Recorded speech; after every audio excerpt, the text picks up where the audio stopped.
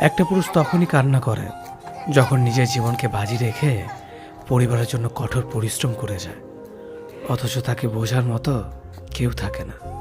শেষবারের মতো আরেকবার চেষ্টা করে দেখি। পৃথিবীতে এই চিন্তাটাই অনেক সফল মানুষের জন্ম দিয়েছে। অভাব আর অভিযোগ এমন একটা জিনিস যা অন্যের কাছে না বলাটাই ভালো। কারো কাছে অসহ্য হয়ে ওঠার থেকে হারিয়ে যাওয়া অনেক ভালো। বন্ধুত্ব কখনো হারায় না, হারিয়ে যায় সেই মানুষটি যে বন্ধুত্বের মূল্য দিতে পারে না। মন খারাপ হতে বড় কোনো কারণ লাগে না, ছোট্ট একটা কারণই যথেষ্ট। অর্থই সব, এটাই নিশ্চিত।